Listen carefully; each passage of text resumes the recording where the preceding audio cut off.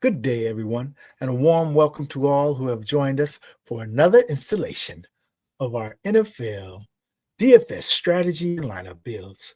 We're coming in with a little momentum because we booked our first positive week, and we're looking to build upon that and really crush it this week. All right, so let's take our Q, aka Young Moolah. We are gentle and blissful, gifted and beautiful, generous and benevolent, and most appreciatively grateful and blessed. GAB Sports, Guidelines to Achieve and Build. Yeah, so like I said, we're coming into week 4 with a little bit of momentum, and we just want to touch on a little bit of what happened last week. And so we'll go ahead and review our best lineup from week 3 on DraftKings. So let's go ahead and head over there and take a look at that. Our best lineup actually gave us 200 points, which was not a bad score for the week. And we had started off this lineup with 4 plays in the early games. And those 4 plays brought us back a very good score to where I was believing, and rightfully so, that I had a shot to take something down coming into the late games. And so I had to kind of look at that. But first off, we just want to go ahead and look at what our early games did bring back. So we started off with JT and Jordan Mason, 2 guys who both had big games, right? And so that got us off to a flying start, right? And we had Alec Ayamana for the Titans, another cheapie at a low-owned price who brought us back a decent score. But our key play was something that we came on to, I believe, Saturday night, because I knew I had tons of Seahawks defense and correlated with Kenneth Walker. So I had just so much of that. And I said, I got to kind of dilute some of this. It just wasn't making me feel totally comfortable to have that much Seahawks, which I believe was probably going to be a chalky defense. So I said, well, let me go ahead and get some Minnesota, right? Because the Vikings were playing the Cincinnati Bengals with Jacob Browning, or whatever his name, Jake Browning.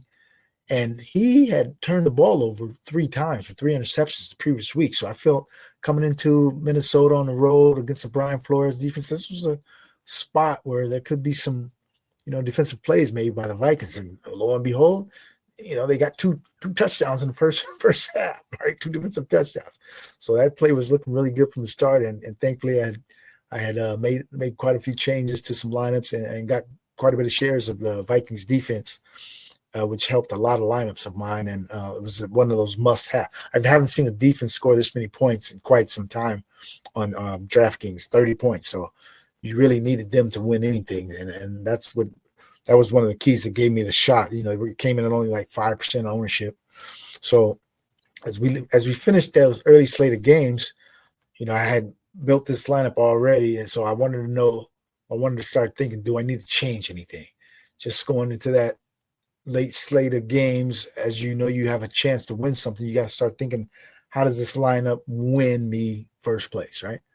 So I was thinking about it, and I said, well, I know that the Dallas Cowboys Chicago game is going to be very, very popular, and so that I want to just kind of go with the field and just stack up that game in the late slate to combine with my early plays that crush.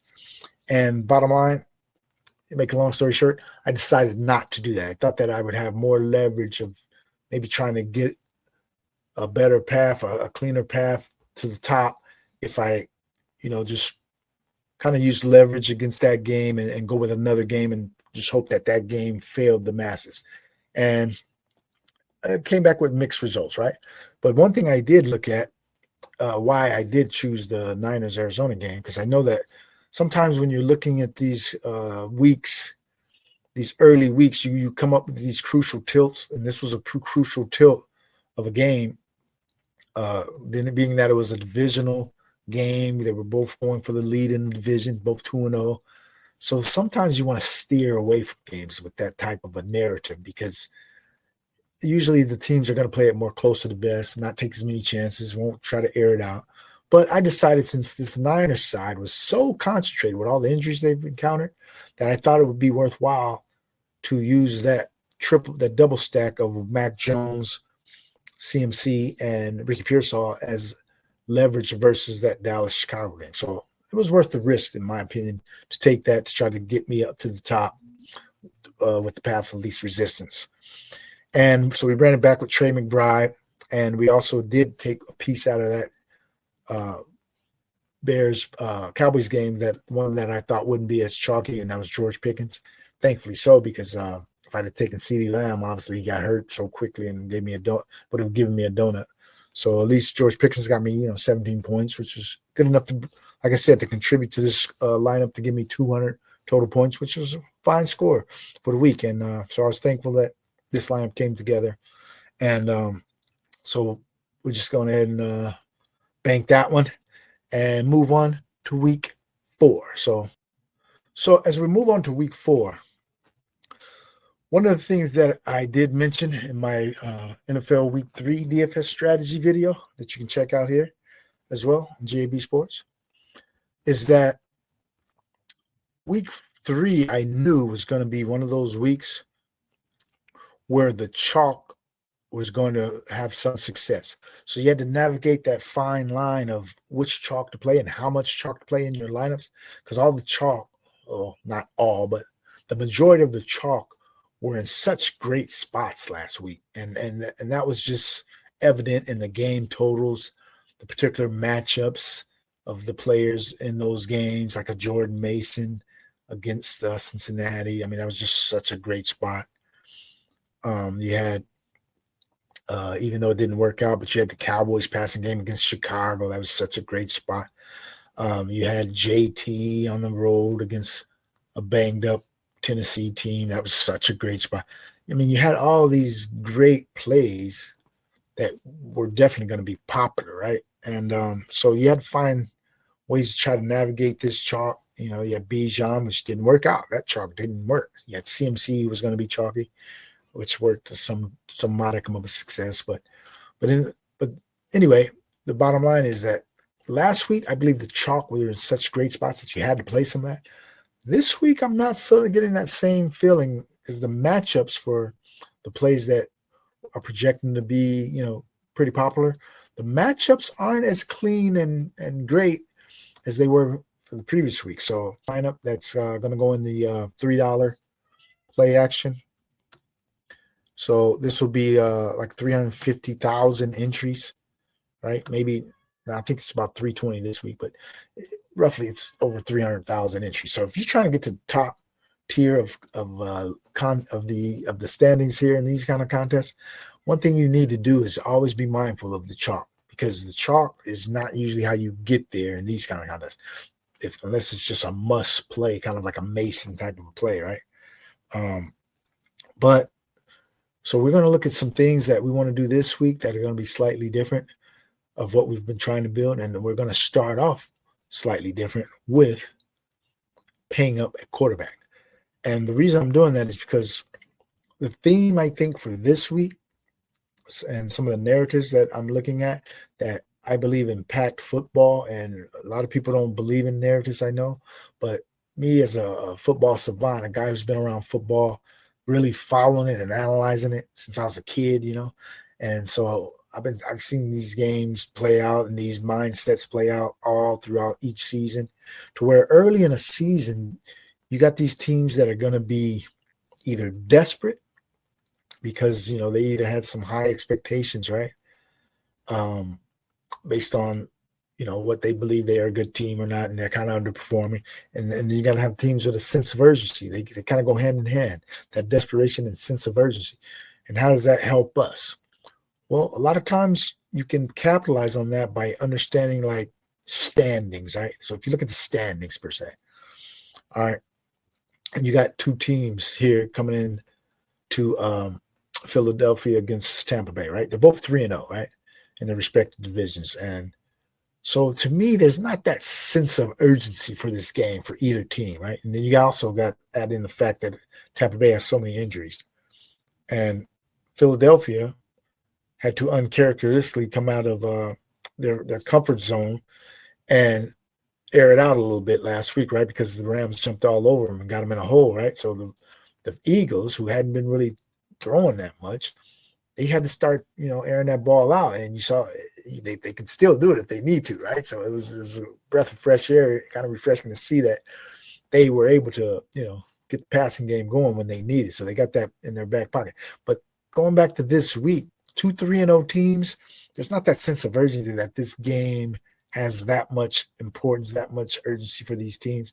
And I kind of look for that game to be kind of a physical snoozer kind of a game where Philadelphia is going to try to get back to their typical game script of just pounding the ball and playing kind of cautious, playing close to the vest, leaning on their defense.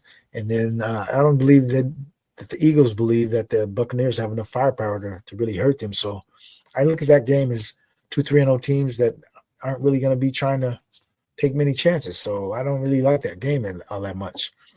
And then on the other hand, you look at 2 1-2 teams playing, right? In the late slate. We got a couple of games. The first one I'll talk about is the Raiders and the Bears. These are 2 teams who kind of want to, become a factor, right? They're both like sitting at 1-2. They see this game as an opportunity to say, hey, man, we're here too. We're a team that can compete, right? Because the winner of this game goes to 2-2, which, 2-2 through 4 games, certainly a lot better than 1-3, right? So I look at that game as these 2 teams will look to try to, make some plays here. They're going to look to have a sense of urgency, right? Because they both want to get to that 1-2 mark, right? There's always that fine line in the NFL because every team has talent in the NFL. There's always that fine line of who has the competitive edge sometimes, who has a little bit more to play for, who's going to exhibit that sense of urgency, that desperation, those kinds of feelings that give you that extra little edge in a matchup because all teams have first-round picks. All teams have talent. So we always kind of look for that mental or physical and tangible edge that teams can have versus another team. And so when both teams are 1-2, I think they'll both exhibit a sense of urgency here. Ben Johnson wants to kind of look good again, right? He had his first breakout moment, him and Caleb. They want to build upon that. So this Las Vegas-Chicago game is one of the games that will be very popular, obviously, because it's pretty good total. And you got 2 bad defenses. But also look at that angle of why you believe it can really do something, and that angle being that sense of urgency of the 1-2 teams. You also got 2 1-2 teams here, also on the late slate of 2 teams that have very high expectations. That'd be the Baltimore Ravens and the Kansas City Chiefs. And you saw how the Kansas City Chiefs have got off to this slow start, right? They lost 2 straight games right out the gate, right? They went 0-2, then they finally came around and got a victory last week. And then you looked at the Baltimore Ravens, just got embarrassed on Monday Night Football in their own stadium, right? So these teams, to me, fall into that sense of urgency, a high sense of urgency category to where they're going to really want to make some things happen in this game. And so the playmakers are going to come out and do their thing. So to me, this is where we want to start off in building our lineup, because I'm going to go ahead and tap into that sense of urgency, that desperation. And as you can see from our poster boy on this week's thumbnail for the week 4, as you can see when you click on the video, and in all our advertisements, we're going to ride with one Lamar Jackson. Beating the Chiefs either in a while. This is one of his nemesis. He's going to want to put that cape on, man. Go in that phone booth, put that cape on, man. Turn to Superman. And I think he's going to try to play some hero ball. So, it might not be good for his team to do that, but I think it's going to be good for us fantasy folks, because I think he's going to try to run a lot. Maybe, you can be looking at maybe a 100-yard rushing type of game. But Lamar Jackson will be in a lot of lineups based on that urgency factor. I suggest you take a look at this. All right, so along with Lamar, we want to maybe put in a few players that we want to build around this week, right? So Lamar being one of our poster boys, we also have another poster boy we'll get to in a second. But Lamar is a pretty high-priced guy. But there's some other high-priced dudes that we like, and we want to try to see if we can put them all in the same lineup, because these guys will be in a lot of lineups. So let's just try to get as many of them together that we really like this week. And so that next guy that we really like is a wide receiver for the Rams, and that's Puka Nacua. And frankly, I think I want to play a Ram in every lineup. So I'm looking at the Rams this year as one of those teams that's super concentrated. They've been like that since day one, and I don't see anything on the horizon that will change this. They don't have any people coming back from injury that's going to jump into the mix and be able to dilute some of the opportunities that the big three are getting. And in the order of hierarchy, I guess I would rank them for this week of how I want to play them. I'll play the most. I'll play Puka.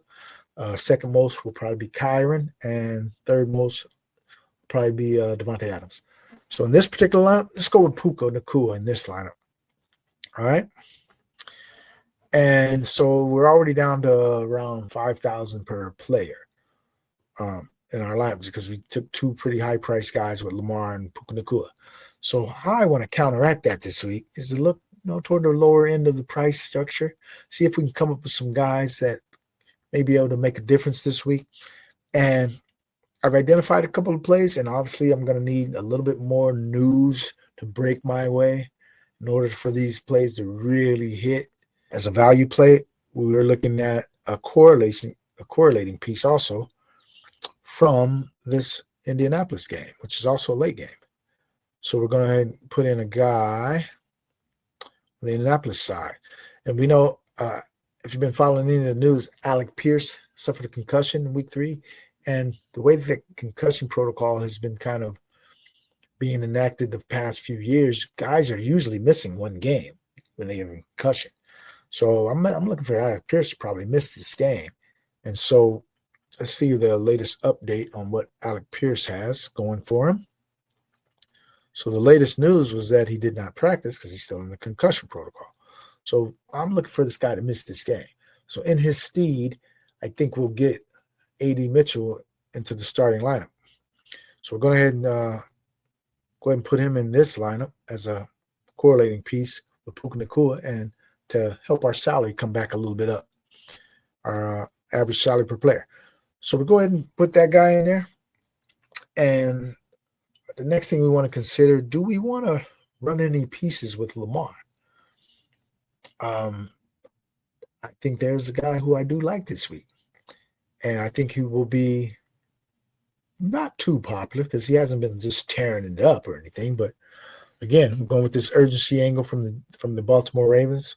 And so we're going to go ahead and look for a receiver to pair Lamar up with.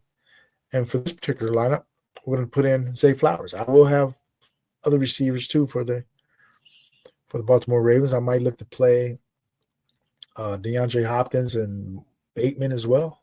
But for this particular lineup, we're going to put in Zay Flowers. Let's go ahead and put him in the flex. Our average salary, again, dips below $5K. So sometimes you might want to pick a cheap defense tight end in order to boost that salary back up, that average remaining salary. So it's a very good defense. They've shown a lot of stinginess here in the early going, and they've given some good teams some problems sometimes. So we're going to go with the Cleveland Browns. They're on the road at Detroit, which is also coming off that Monday night victory. So that's a short week for them. And the Browns could give them a little bit of trouble. They got the pass rush. They got a good secondary. So I'll go ahead and take a chance on the cheap defense. Maybe they can, get a pick 6 off of golf or anything. It's possible, right? So we'll go ahead and stick in the Browns defense, which gives us a little bit of room to navigate. So we'll go ahead and take that. Moving on.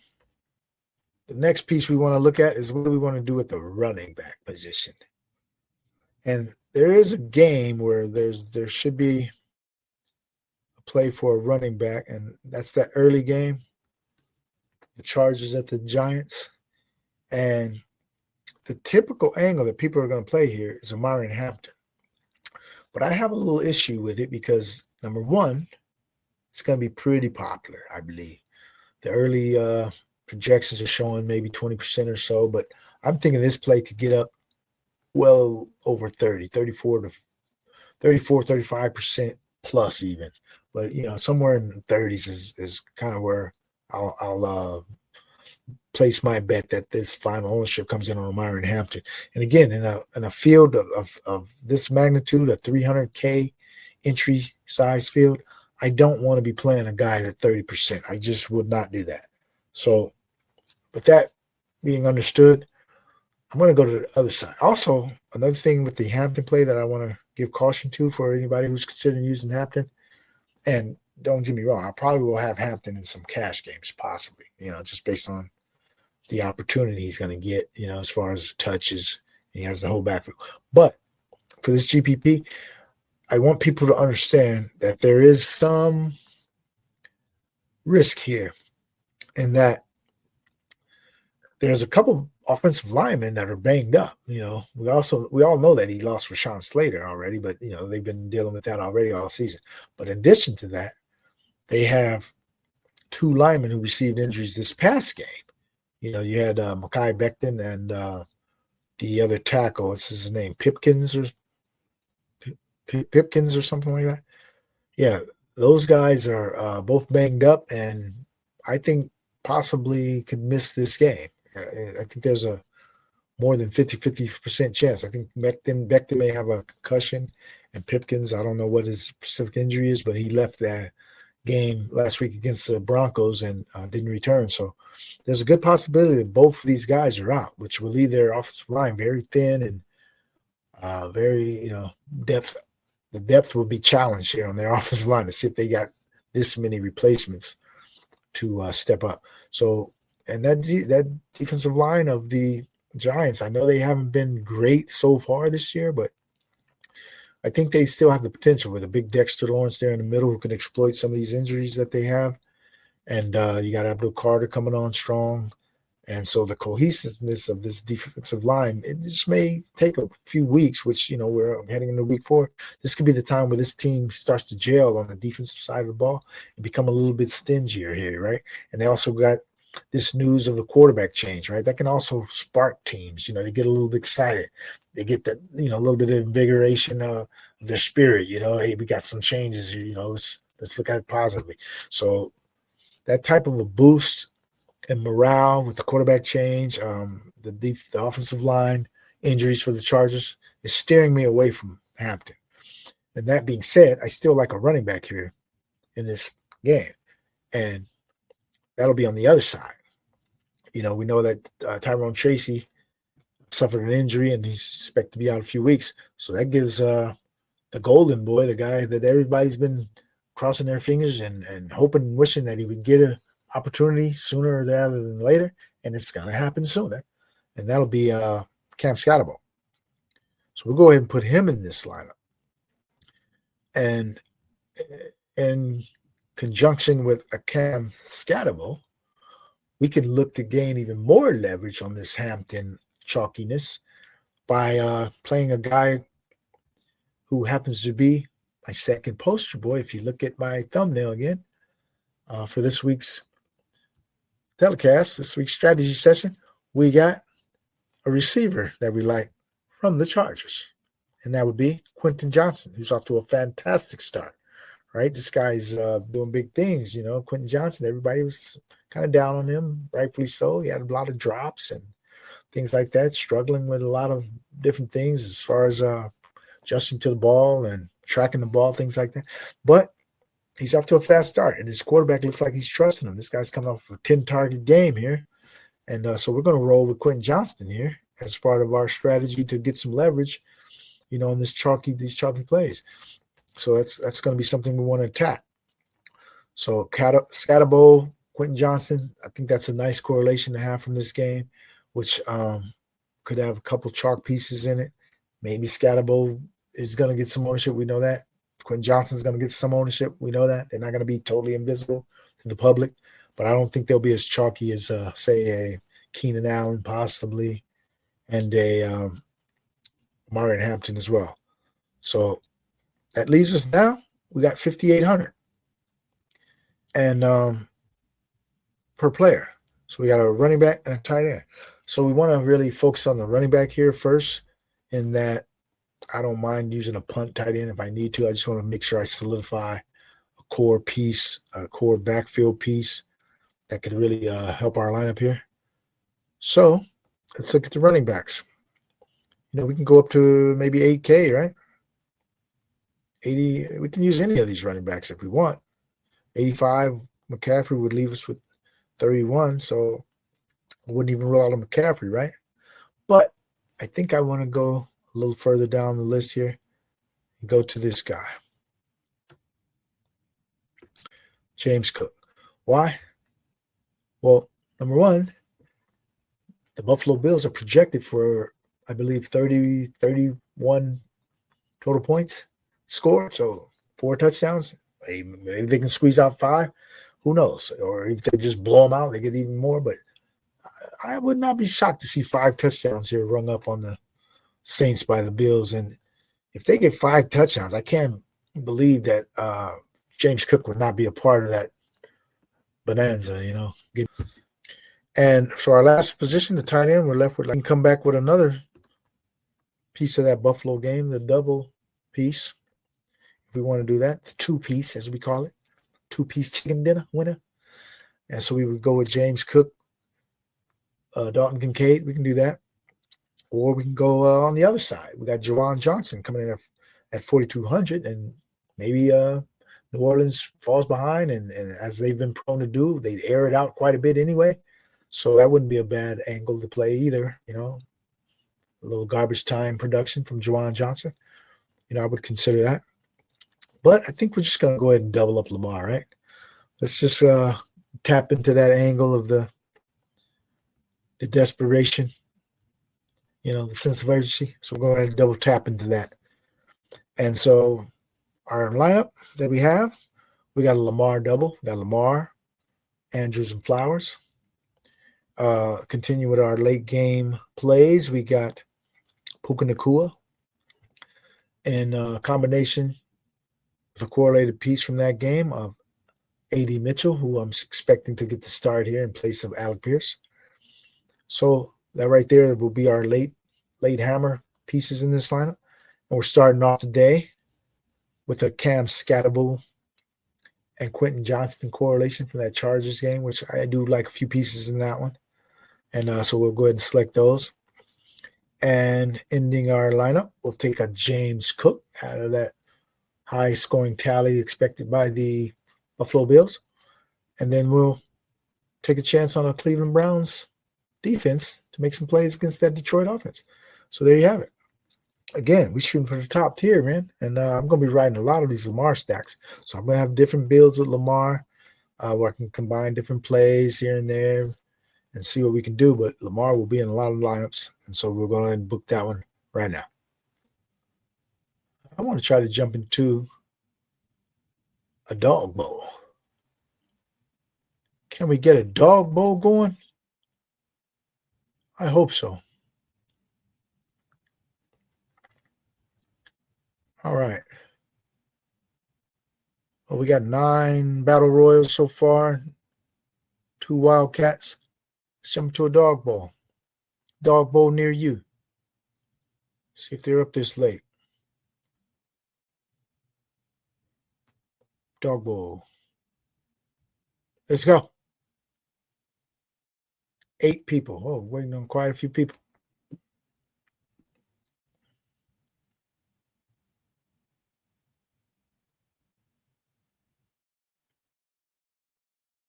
All right. Once again, welcome. Thank you all for joining us. It's GAB Sports, your boy Q, Young Moolah, here with NFL Week 4 DFS strategy and lineup builds. We want to thank you all. Go ahead and like, subscribe. Feel free to comment. Join us here every week as we do our weekly journey through this DFS space we're entering. I mean, we've been doing DFS for quite a while here, going on maybe 10 plus years. And but I decided to go ahead and make a journey out of it, document this journey, because I feel some big things are about to happen. We had a very successful year last year. And we're going to go ahead and keep that momentum going off of last week even. to where we finally got into the black last week as far as a weekly thing, because we had 2 losing weeks, first 2 weeks, which got us now, off to on a good foot, but we still had some good feelings about our plays. We just didn't pull it all together.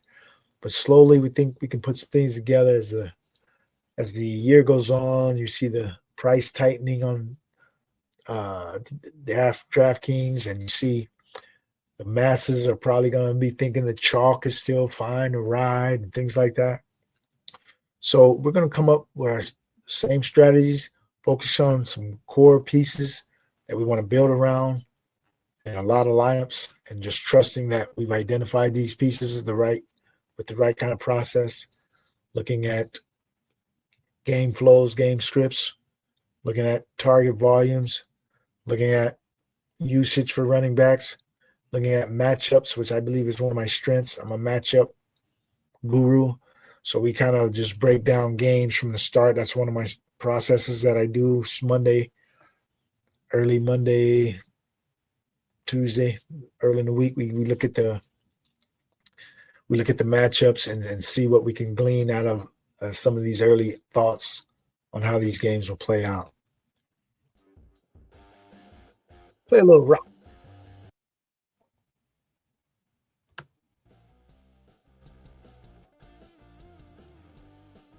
So last week we put in 1 bullet into the DAWGBOWL. DAWGBOWL.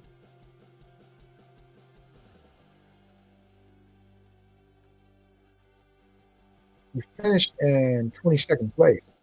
So we were only 7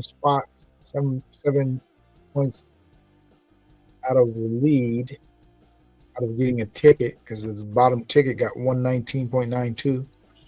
And so when I looked at all these teams, none of those guys had the guy I had. So, one play here or there, because I had JCM, right? So JCM, say he would have, instead of McNichols getting that long touchdown, instead of been JCM in there. And I just didn't understand why they weren't putting JCM in there. I mean, this is clearly the best running back on the team. But that's another side. But because I was high on JCM as he was my poster boy last week, I was trying to get ahead of the field. Didn't quite work out, but he gave me 9 points. But say he would have gave me maybe another touchdown, right? Or then that long run that McNichols got. If that was him, I would have cashed the ticket. I would have been booking my ticket to the DAWGBOWL. Had Caleb Stack, Caleb and Odunze. JT was one of my top plays of the week. We had JT and JCM.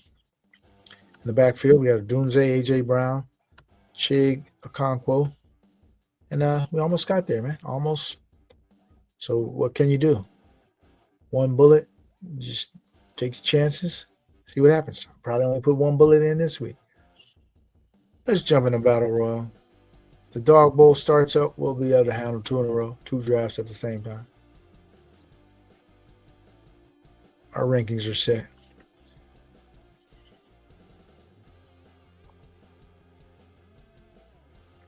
All right, got the 4th pick in the DAWGBOWL, or in a battle royal, not the DAWGBOWL. In that particular order, we'll take it. Yeah, we got Bijan ranked, right? I mean, it's neck and neck to me. Bijan, McCaffrey. McCaffrey hasn't been showing the type of explosion that I want to see out of this guy. I mean, he's getting all the usage in the world, but I don't know if he's got that same kind of juice that he used to have, in the run, especially in the run game. He's still a great receiver out of the backfield. He's utilizing that receiving ability to his benefit. And so that's why you got to keep him high up in the ranks because of the usage factor. I mean, this guy has the highest usage in the league, right? I mean, his expectation of points is so high, but he hasn't really delivered as well as he can or will. The ceiling, we haven't hit a ceiling game yet, and it could be coming. I don't know if it's coming this week, but so I'll mix in some McCaffrey. Obviously, if I get the first 2 picks, I got to get some McCaffrey, but I'm not overjoyed with how he's performed so far. I just say that. So I'm more leaning to play a guy like a Bijan, have a few more shares of Bijan over McCaffrey. Because I think Bijan, I think he's really ready to bust one. I see that explosiveness in Bijan. You know, we saw that game one when he took that little pass to the house, right? And so I think he has a little higher ceiling right now. Well, not higher ceiling, but I think he has more of the potential to reach that ceiling than CMC does to me. And so right now, I think we're looking good to get one of my top 2 plays of the week, which would be, because I have JT in a very tough matchup this week. I'm not going to be using JT that much. Again, that's another chalky piece that over on DraftKings I think we can exploit. Wow. This guy really loves Lamar. I like Lamar too. So we'll go ahead and take our guy, Bijan. No doubt about it. We'll lock in a running back spot here. I'd like to get a Josh Allen piece. I don't know if he's going to make it to 9, but because we don't have a Josh Allen piece so far in any of our battle royals. Who knows? Bowers, man, Bowers hasn't been looking himself. As a Raider fan, kind of hurts me to see Bowers out there not his natural self. And as far as on salaried sites like a DraftKings, there's no way I'm going to be paying for Bowers at this price, knowing what I know, that he's not himself. So you're not really looking at those ceiling games. I may have like a share or 2 of him, just in the hopes that he, gets into the end zone and maybe gets a lot of targets. But those 140, 150-yard games that I know he can put up, I don't think he has the explosiveness and the pep in the step right now. And that knee injury is slowing him down a little bit right now, I can tell. And it could be for a couple of weeks. A lot of guys think, the guy's playing, so he must be healthy. Not necessarily. NFL, guys tough it out in the NFL. Do we want to go 2 backs here? Saquon. Or do we want to go with Nico? I love Nico this week. I think he's going to get peppered with a ton of targets. We're going to go ahead and balance our lineup out with a running back and a receiver. Get one of the top-tier receivers. Because who knows? Maybe another running back still kind of falls our way. Who knows? One of these top backs could come our way. At 16 here.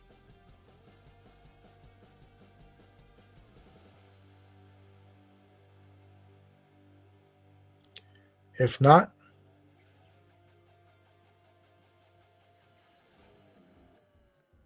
going to load in our Rams, obviously. QJ Herbert.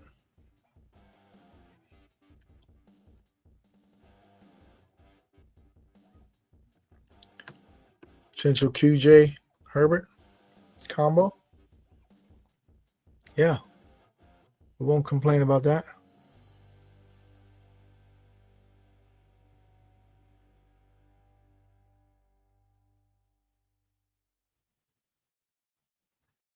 See what the board looks like here. The CMC owner went Bowers. He's still on the clock. Oh, he got Barkley. That's a pretty good combination. CMC, Barkley, and Bowers. Like that out of the one spot. Barkley fell a little bit. And I don't know. I think I would be taking Barkley over Big Dog, Derrick Henry this week. That's just me, but it can work out. Anything can work out in a lot of these combinations when you're dealing with studs, right? So nothing to be too critical of. I just would kind of lean the other way, but that's fine. Dunze, Hampton. We'll take the workload. We'll take the workload of Hampton. Do we want to go with Dunze? We'll take the workload. Workload of Hampton. It closes off our running back.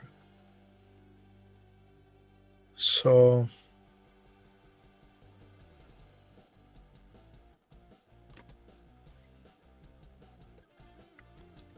there is something I want to look at. If I can get Tyler Warren here, I don't mind pairing him with Daniel Jones.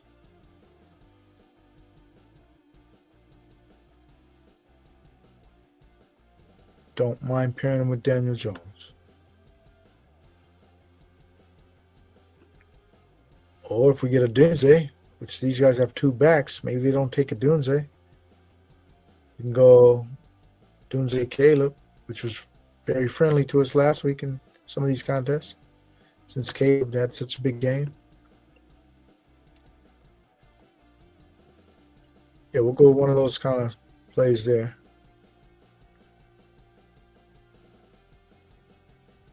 Dunze just went off the board. All right, we'll book Tyler Warren. That was our initial thought. So we take Tyler Warren.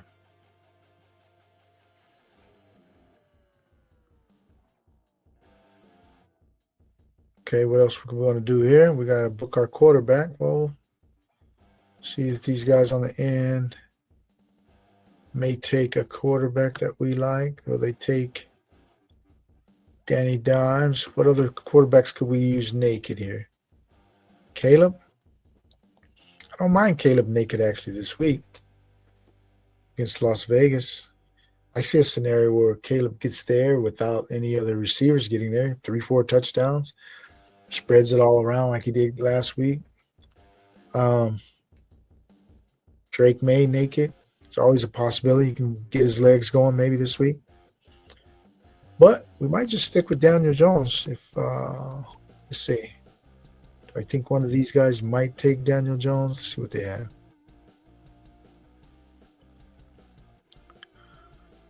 Well, only one guy doesn't have a quarterback. Is he going to take Daniel Jones with what he's building here?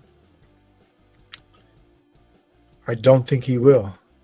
So do I want to book my second receiver here over Daniel Jones? Pearsall, Brian Thomas, Debo. I think we're going to go with Debo. Debo. Oh, this guy doesn't need a receiver, huh?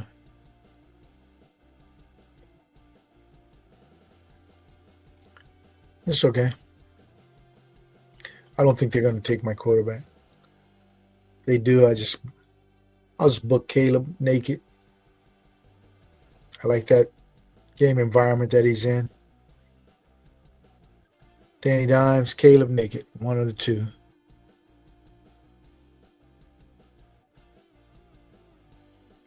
Let's go.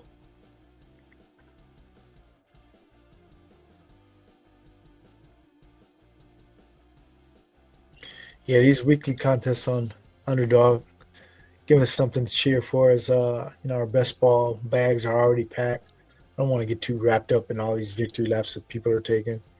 And let's just give them something to yap about, but we like to just try to win money every week, right? So let's get into these battle royals, the dog bowls. Be great to qualify for a dog bowl this year. Feeling good about it. Wow, Kyron Williams, 32. Maybe I should have waited. I love Kyron Williams this week. But we got some shares already. So, yeah, we got Danny Dimes. Book it. Danny Dimes, Tyler Warren correlation with Bijan, Hampton, Backfield, Nico, Debo, wide receivers. Nothing out of the ordinary. Everybody's going to be 100% drafted, looks like, out of these guys. So that's fine. At this point in the week, you don't need to have to try to do anything dramatic. Just stick with the strong plays. Those kind of lineups can win too. See how many running backs, how deep is the running back pool for the dog bowl? I don't know if we want to wait outside the 2 rounds to get a running back. You got 1, 2, 3, 4, 5, 6, 7, 8, 9, 10, 11, 12, 13, 14, 15, 16, 17, 18. 15, maybe 18 backs that I'm comfortable with. And knowing that up to 24 can be drafted, there's 18 that I would be okay rostering. I don't want to go deeper than that, my top 18. So we're probably going to look to fill our backs. I'm just going to keep a count of these backs, make sure that because I always like to do a 1-2-2-1 in the dog bowls. I think that's your best advantage at this point in the season without the buys, meaning that there's a lot of games available. That means there's going to be a lot more potential running backs available for you to play this week on these types of weeks when there's no buys. So I stick to using a 1-2-2-1 in the dog bowls. And so let's just make sure we monitor that. Make sure we keep track of how these backs are coming off the board, because I don't want to be stuck with my 20th ranked back when there's potentially 24 can get drafted. I know some people will go 1-1-3-1, but I'm not going to predict who will, who won't, or if people will, because I know I just don't want to go down that route. So I feel I can tap into some wide receivers late. Especially, like I said, with no buys, you got a little bit deeper pool of receivers. Guys are gaining roles each week who, people might not be really focusing on. We got the 9th pick. All right. Let's see who's shaping up there, ADP-wise. Blitzology. Nez in the number 1 spot. Beretta James. Some known crushers in here.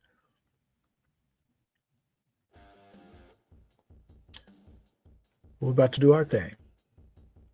No doubt about it. In fact, let's change the theme a little bit. We need some theme music. Here we go. A little bit more of my speed. Because I think I can get Flowers late. Let's see where's Flowers ADP. 28. I think I can get him in the 3rd though. I don't know if anybody would take him naked. If I end up getting Lamar, I don't think anybody would take Flowers naked. So late 3rd, around 33, I could probably get him still. All right, let's see what falls to us coming up here.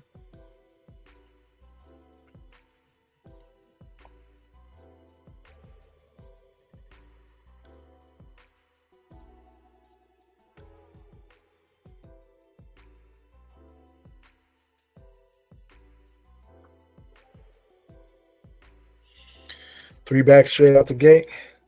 CMC, Cook, Taylor. Can't argue with that. Bijan, Bill.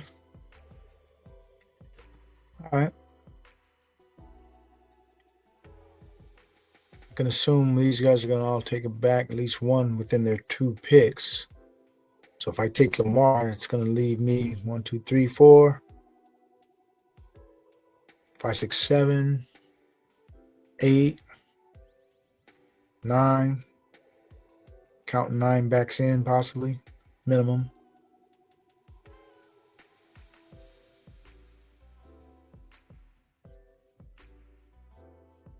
$10. So I'm 10 backs in. Which back do I want? Do I need a back over Lamar here? Or am I comfortable taking one of these backs? I think I'm going to go ahead and take Lamar. I think he separates himself from the quarterback spot, possibly here. 30 burger. Lamar. We'll take it. I'm definitely taking a running back. I don't care who it is. It could be Scatterbo. I might take Scatterbo. Chuba. We're not going to be left without a running back in these first 2 rounds. Let's see. They each took a running back already. 3 in a row. So that's what I figured. Maybe one of them may take another running back. I'm quite all right with Kyron. If I get Kyron as my number 1, that'd be almost ideal. Coming out of the 9 spot in the dog bowls. If I get a Lamar Kyron start, ecstatic.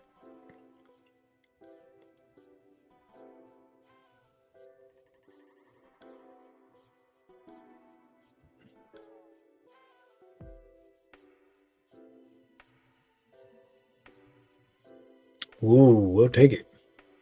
We will gladly take it, sir. Appreciate you all. Couldn't ask for a better start out of the 9 spot, in my opinion. Starting off Lamar. Kyron. Out of the 9 hole. Book it. Ball to you, pretty much. You're at the mercy of all the other strong drafters. One of the things I try to do is to see if I can push a certain position, because I need another running back. I need 2 receivers and a tight end. The tight end position outside of Bowers this week is looking really thin, so I'm definitely willing to push the tight end all the way to the 6th round. So that's kind of what my strategy will likely be, because, again, I said I like 18 backs. I don't want to go much further than that. So if I look at these 3 guys here on the end, drafting after me, they each got 1 back. They very well could take their second back right here in this range, late 3rd, early 4th. So I want to be ahead of those guys most likely. As I count the backs, there's 3, 4, 5, 6, 7, 8, 9, 10. 10 already in the 1st round. 11, 12. So I got maybe 6 more backs that I like and that I will feel comfortable to some degree with. I mean, I don't even love all 18, but at least I'm comfortable knowing that they have a pretty good role and they're maybe in a pretty good game environment. So again, we'll count them up at that point. So if we're only at 14, that means only 3 more can go. May go ahead and push it to the 4th round. If we're at 14, we can maybe push the running back to the next spot. So let's see the running backs we like that we can live with. Travion is kind of the very end of it.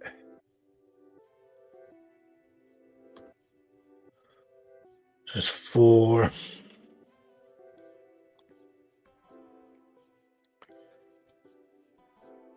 So we're at 14. We're at our magic number. If they go beyond this, I'm taking my back too. I only have maybe 3, 4 backs in my queue. Let's see. Yeah. And I'm kind of stretching it with Travion. It's a leap of faith. I don't really like 18 this week. I just don't like the matchup. I think the Niners will be on that running game. Can't trust Ramondre, obviously. Demo, tough matchup against Cleveland. Not liking that. JCM banged up. Here's a long shot play that I do like. Little correlation. Baltimore just got drugged through the ringer, boy, by the Detroit running game. He just beat the mess out those dudes up front, right? Maybe Kansas City's looking at that and saying, hey, we're going to run all over you too. So there's 3 guys I really like. And there's 3 guys who need a back. So we're not going to risk it biscuit this time. We're taking one of our backs here. Hey, man, I'll go with Pollard. I like Pollard to maybe score a touchdown here. Let's do it.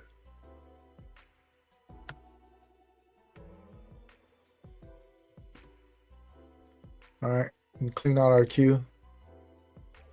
Clean out the queue of all our backs.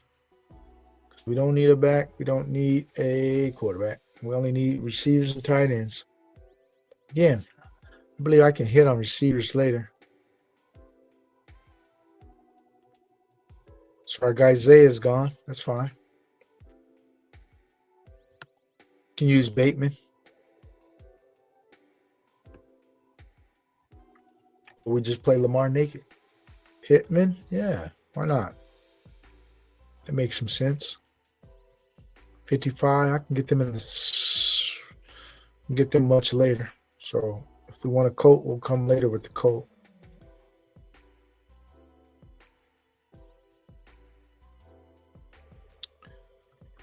Man.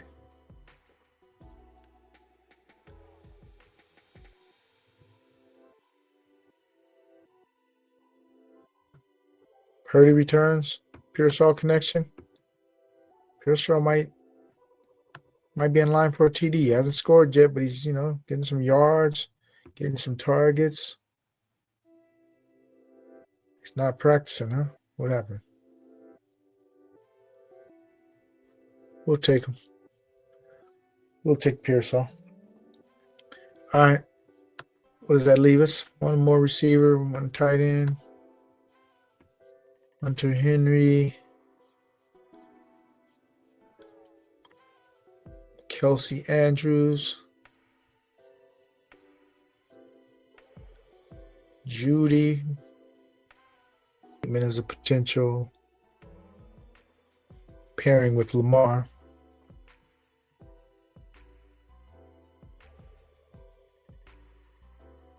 Stephon Diggs. Will he get going?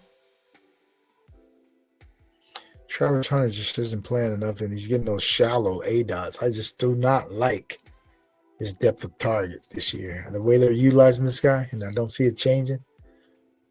So I'm not interested in any Travis Hunter in any DFS contests.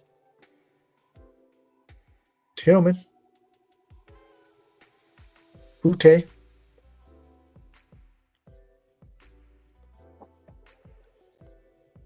All right. I think our queue is filled up enough to get us through the rest of this draft. Nez goes Daniels. Oh, that's interesting.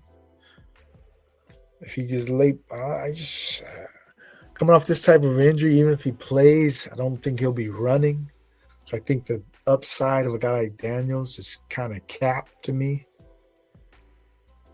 And then trying to win this kind of a seat where you got to get in the top three, I don't think this is the week where I want to use a Daniels. So I mean, it's worth a shot, I guess. I just don't think it's worth it for me. I think Lamar has a chance to really outdistance himself from the field, create that separation of a winning score that you just can't catch up to. I mean, if Lamar runs for 100 and a touchdown, throws for like 200, like 2 touchdowns and about 280, I don't think you're catching him this week. I don't think you're catching him with that type of line. If he puts up a 35 burger, I don't see anybody on this slate that can put up a 35 burger to quarterback spot. But you never know. That's why they call it DFS football. It's fantasy. We can dream up all the greatest scenarios we want for our players, but somebody else might hit that too, right?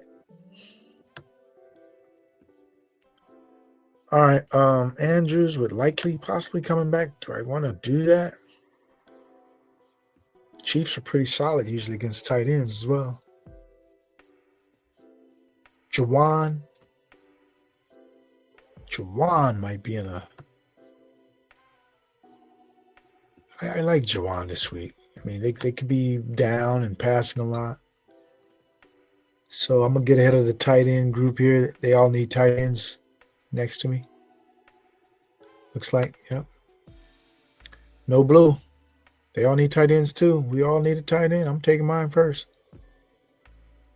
I'll take Jawan. Garbage time. Game script. Keep on chucking that ball. Kellen Moore, calling passes plays, man. Keep doing it. We'll be right with you. Capitalize on it. All right, so now we just need one more receiver.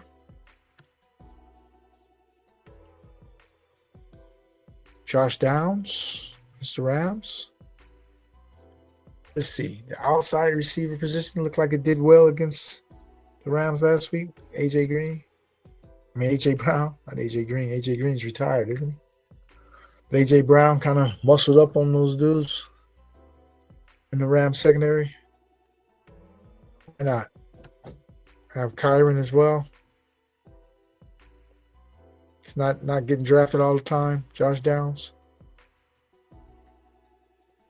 Alec Pierce could possibly be out, which elevates few more opportunities maybe for Josh Downs.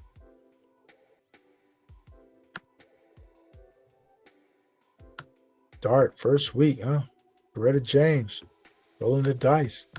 Go ahead, buddy. You got a YOLO, man. YOLO.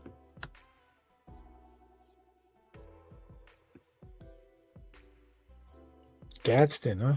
They are talking him up, huh? Strange, Judy.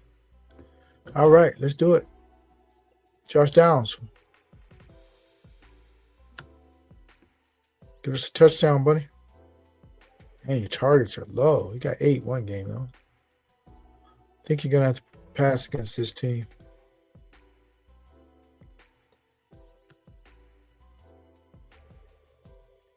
There we have it. Our roster. Start off with Lamar. Gonna go fully naked. Kyron Williams, Tony Pollard. Wide receivers, Ricky Pearsall, Josh Downs, and Juwan Johnson. Okay.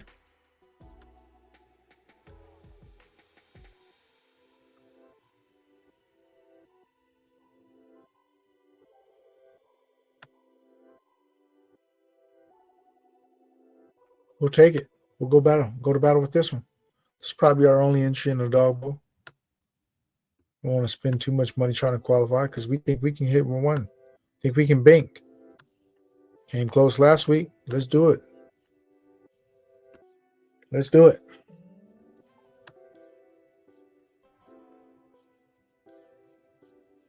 Daniel Jones, Pittman. All right. I'll take a piece of that with my Josh Downs share. Teddy on Fetty. Let's do it. Okay.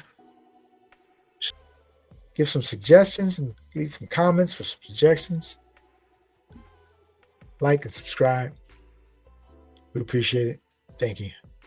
4. NFL DFS strategy and lineup builds. We're going to build one more lineup here on DraftKings. So let's go ahead. As we do, we enter the large field. We want to show you our large field strategy.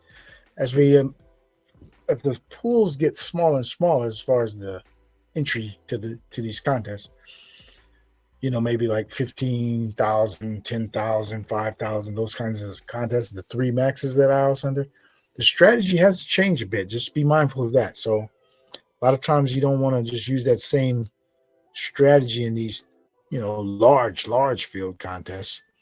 Although it's only 20 entry max, which we always like to focus on is the 20 entry max.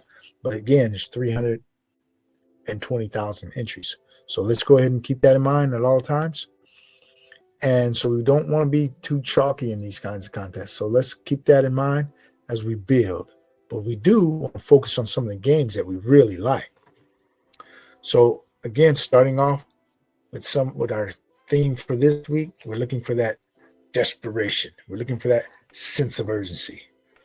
That being said, we want to look at that Las Vegas, Chicago game on the late slate as well. And there's a few plays that I do like here. One thing I do want to try, I know that the Raiders side will be very popular, right? And rightfully so. I'm gonna have both sides of this, to be honest. But there's an angle that I do want to look at that I don't think many people will explore, and I kind of briefly mentioned it as we were on Underdog. But I want to go with a naked Caleb. I'm gonna play Caleb without a receiver, right? That's always a unique kind of a thing. It's kind of like you do have to hit more things per se, as far as the way you're building your lineup. Like if you build with a stack of Caleb, that's a few less things that you have to get right instead of just playing him by himself. Now I got to go find some more plays that I can combine into, like, say the parlay, basically say this is a parlay ticket. So now they're all independent of one another and they all have to hit rather than Caleb kind of carrying a few dudes with him, right? But we're going to try that angle here one time with this strategy, but we're going to also bring it back with something, right? So that in essence, if this game goes off, we got a few pieces out of this game. At least we did that, right? We didn't have to really have the stack, but we had some correlated plays in the game. And so we're going to run it back with the running back, Genty, Caleb Williams and Genty. Do I want another piece out of this game for right now? For right now, I do not, but I may still add another piece later because I want to get to some other core plays that I like. And I had mentioned this guy earlier, being the running back, one of the running backs that I will have a lot of, and that will be this guy, Kyren Williams. Going to roll with him. And with Kyren Williams, we want to play another Ram in this line. I'm going to put 2 Rams in this lineup. Oh, no, I don't want those guys. It was misclicks. So we're going to go with another Ram. We're going to choose Devontae this time. Oh, he has a Q. Did he miss practice? It's probably something negligible, but sore hamstring. Doesn't believe the wide receiver will miss Sunday's game. Okay, sore hamstring we're not too concerned about right now. So we're just going to go ahead and put him in our lineup. And since we have 2 Rams, I think I do want to bring another play from that game. So I'm going to play the tight end, which would be Tyler Warren. I'm going to play Tyler Warren from that game. So again, we correlated some plays. So that's, if this game goes off, that's some things we don't have to get right. So we've lessened our independence per se of this lineup, going with this the solo quarterback, the naked quarterback. That sort of independence is kind of mitigated here by combining Kyren Williams, Devontae Adams, Tyler Warren from the same game. So if that game hits, we got 3 pieces out of it, which could basically be lessening our variance and lessening our riskiness and trying to just hit individual legs, right? Okay, so the next piece I wanted to look at is a guy I'm very high on this week. And it's a solo play. It's a one-off, but we're going to enroll with it. Nico Collins. Wow, he's got a Q too. What's this? What's all these Qs? Oh, people are kind of just using maintenance right now, injury maintenance and health maintenance for players. I don't think a lot of these guys are hurt, really. So say that's some kind of a knee issue, but we'll go ahead and keep him in there. So Nico, now we're left with 4,500 for our flex receiver defense. Let's go ahead and select the defense here. The defense we want to use this time, rookie quarterbacks, I tend to attack them. So I know everybody's excited about the Jackson Dart switch and all these other things, but when you're a rookie quarterback, your first game against a very tough team, tough defense like the Chargers, you can struggle. You can have some struggles. You may turn it over. You might hold the ball too long, get a sack, right, and fumble. So I'm going to go ahead and put the Chargers in here, lock those guys in. And so we have 5,100 per slot. Do we want to run another late piece out of one of these games? Kansas City, Baltimore, San Francisco, Jacksonville. We haven't really picked anything out of this game yet, right? I do think there would be some points here.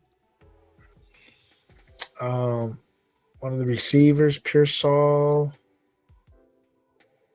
Say we use. Oh, I do have an angle here. Just figured it out. I almost forgot about it. De'Ami Brown. His Q, I think, could be a real Q, where he left the game, I believe, last week, and he didn't come back. So if somehow he happens to miss this game, a guy like Parker Washington can get some snaps here. So we're going to go ahead and put Parker Washington in this lineup. He got 11 targets, actually, last game. Yeah, looking at that, 4 of 11 targets, right? So he's going to have to do a little bit better than that, don't drop as many balls. I saw he had a couple drops in that game, but Be a little bit more efficient with those targets you're getting, buddy. And we got something here at 3,700. So that leaves us with 6,500 for one more play. And if I want to downgrade the defense, I could even add a little more there. But let's see what else we want to do for like a 6,500 play at the flex. We can go to, we got McConkey. I don't really feel McConkey so far this year. I don't think it's going to change too much. We can go ahead and add the piece for Caleb if we want with a Dunze. We can go Kamara, Chuba. Kind of like Chuba. And I do like JMO as a contrarian piece. All right. How many touches Chuba been getting? 17 for 73, 2 receptions.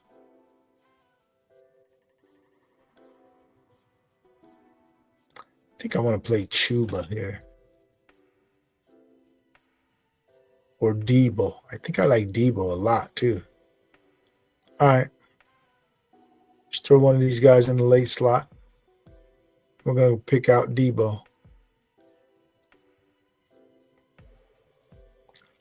You know, a lot of people, they want to just maximize the salary all the time. And to me, I don't have a problem leaving $400 or $500 on the table because these are kind of the angles that people won't have. This is going to make this lineup even more unique. It's already kind of unique, but the fact you're leaving 500, 400, 600 on the table, those will be even more unique because everybody looks like, oh, I better get some more shot. I better upgrade the defense. Just like, forget all that, man. If you like your lineup and it leaves like 500, 600, 400, something, don't worry about that because that is going to give you even a more unique lineup to compete in these big, large field contests. Remember, this is a large field contest. Sometimes leaving salary on the table is an angle that you should try to give you that edge. So, go ahead and go with the naked Caleb. Bringing it back with Genty. And then we're going to toss in a couple Rams into this lineup together. Kyron plus Devontae. And then in the case that a guy like Devontae is pretty limited all week, we can always upgrade this, to Puka. And then just downgrade another spot, the defense or one of the or the tight end or Debo or whatever. So we're gonna make this work no matter what. All that the chalk work, and they didn't play it, but they're gonna go back to the well on that, and we're steering clear of it. We're just gonna steer clear of all that chalk. That's the angle this week. So join us. Thank you. Join us each week, as we'll see you again next week, hopefully with some good news. But go ahead and keep plugging those lineups in this week, plugging away. And if you like these tips, go ahead and like the video, leave a comment, subscribe to our channel, GAB Sports. Thank you, peace and love, and good luck in all your contests this week. Out.